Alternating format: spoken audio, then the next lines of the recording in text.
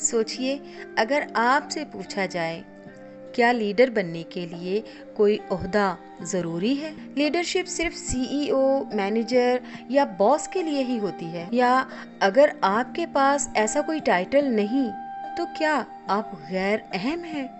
یہی وہ بنیادی سوالات ہیں جن کے جوابات ہمیں زبردست طریقے سے the leader who had no title میں ملتے ہیں، جس کے مصنف رابن شرما کہتے ہیں کہ دنیا کے سب سے طاقتور لیڈر اکثر وہ ہوتے ہیں جن کے پاس کوئی ڈیزگنیشن نہیں ہوتا، کیونکہ اصل لیڈرشپ کرسی سے نہیں، کردار، ذمہ داری اور رویے سے پیدا ہوتی ہے۔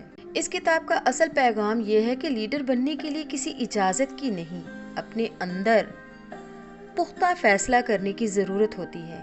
آپ کسی دفتر کے چھوٹے ملازم ہوں، کسی اسکول کے طالب علم ہوں، گھر سنبھالنے والی ایک عام سی ماں ہوں یا ایک عام ورکر، اگر آپ اپنے دائرۂ اثر میں بہتری، ذمہ داری اور دیانت لے آتے ہیں تو آپ لیڈرشپ ہی کر رہے ہیں۔ مثال کے طور پر ایک آفس میں 2 کلرک کام کرتے ہیں، دونوں کی تنخواہیں ایک جیسی ہیں۔ ایک کلرک صرف وقت پورا کرتا ہے، فائل کو ادھر سے ادھر رکھتا ہے اور دن کے ختم ہونے کا انتظار کرتا ہے، جبکہ دوسرا ہر فائل کو سمجھ کر درست کرتا ہے۔ اگر کہیں غلطی دیکھتا ہے تو وہاں پہ نوٹ لگاتا ہے، نئے آنے والوں کی رہنمائی کرتا ہے، سسٹم کو بہترین کرنے کی تجویزات پیش کرتا ہے۔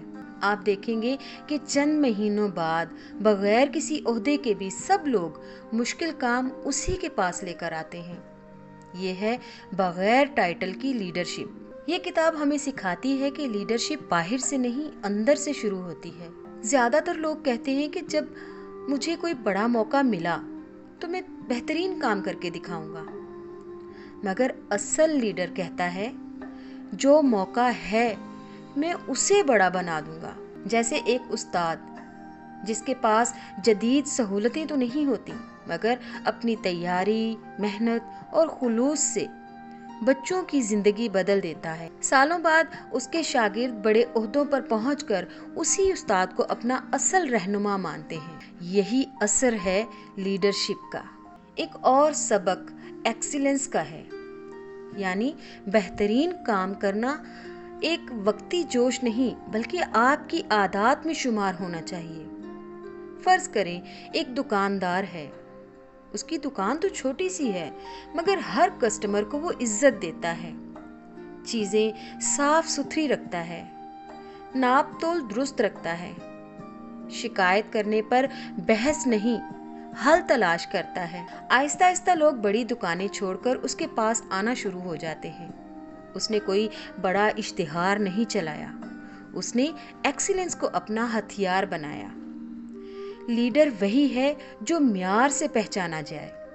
اس کتاب کا تیسرا طاقتور اصول ہے ڈسپلن ایکول ٹو فریڈم۔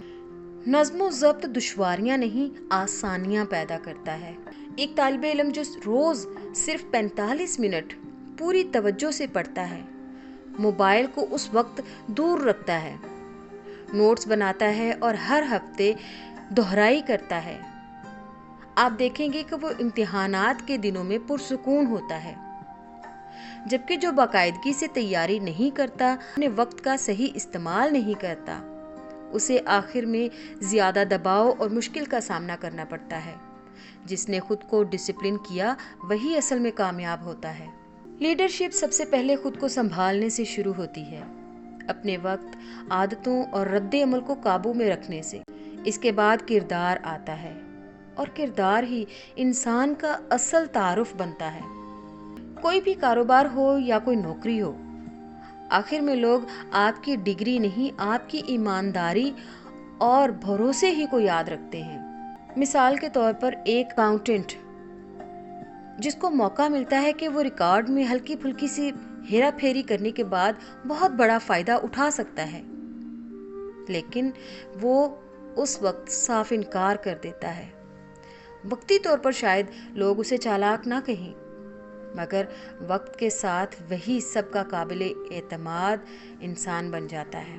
اور بڑے کام ہمیشہ اعتماد والے لوگوں ہی کو ملتے ہیں، کیونکہ ٹرسٹ ہی لیڈرشپ کی اصل کرنسی ہے۔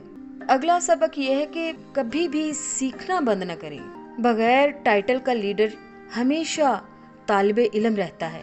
اگر فار ایگزامپل ایک ورکشاپ کا ٹیکنیشین اگر ہر سال نئی مشینوں اور ٹیکنالوجیز کو سیکھتا ہے، چاہے وہ یوٹیوب ویڈیوز کے ذریعے، آف لائن یا آن لائن کورسز کے ذریعے، یا اپنے سینئرز اور ماہرین سے سوال پوچھ کر، تو آپ دیکھیں گے کہ وہی ٹیکنیشین 5 سال بعد تجربے اور علم کی بنیاد پر سپروائزر بن جاتا ہے، جبکہ اس کے ساتھ دوسرے لوگ وہیں کے وہیں کھڑے رہ جاتے ہیں، کیونکہ دنیا بدلتی ہے اور جو سیکھتا رہتا ہے وہی آگے نکلتا ہے۔ روزانہ 20 منٹ کا مطالعہ کیجیے، روز ایک نیا سوال، روز ایک بہترین طریقہ۔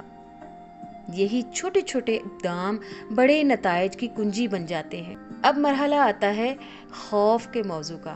زیادہ تر لوگ لیڈرشپ اس لیے نہیں دکھاتے کیونکہ وہ ڈرتے ہیں۔ مثال کے طور پر بچی جو پہلی بار اسٹیج پر اسپیچ کرنے کے لیے آتی ہے، مائک کو ہاتھ میں پکڑتی ہے، جب وہ بولنے لگتی ہے تو ایک خوف کی لہر اس کے دل و دماغ میں گھل کر اسے نیچے اتارنے کی کوشش کرتی ہے۔ اگر وہ اس خوف کے آگے ہار مان جاتی ہے تو آئندہ کبھی بھی وہ مائک ہاتھ میں نہیں لے پائے گی۔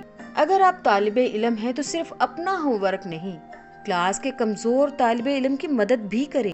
اگر آپ آفس میں ہیں تو صرف اپنی ہی فائلیں نہیں، پورے پروسیس کو بہترین کرنے کی تجویز دیں۔ اگر آپ گھر میں ہیں تو صرف شکایت نہیں، نظام کو بہتر کرنے کی کوشش کریں۔ لیڈر مسئلہ نہیں، حل لے کر آتا ہے۔ اور یہ کتاب ہمیں یاد دلاتی ہے کہ ایک بس ڈرائیور اپنے مسافروں کے ساتھ احترام سے پیش آتا ہے، اپنی گاڑی کو صاف رکھتا ہے اور وقت کی پابندی کا خیال کرتا ہے تو وہ اپنے روٹ کا لیڈر ہے۔ ایک نرس مریض کی تیمارداری اور اس کے ساتھ شفقت اور ہمدردی سے پیش آتی ہے تو وہ انسانیت کی لیڈر ہے۔ ایک نوجوان سوشل میڈیا پر نفرت نہیں پھیلاتا بلکہ حوصلہ بانٹتا ہے تو وہ ڈیجیٹل لیڈر ہے۔ یہ سب ہمیں یاد دلاتے ہیں کہ قیادت کسی عہدے کی محتاج نہیں ہوتی، یہ تو رویے اور عمل کا نام ہے۔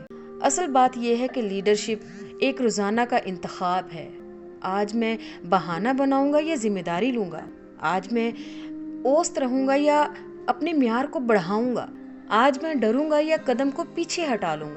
جب کوئی شخص بار بار ذمہ داری، معیار، ڈسپلن، سیکھنے اور کردار کے انتخاب کو ترجیح دیتا ہے تو لوگ آہستہ آہستہ اسے فالو کرنا شروع کر دیتے ہیں، بغیر اعلان کے، بغیر کسی بڑے عہدے کے۔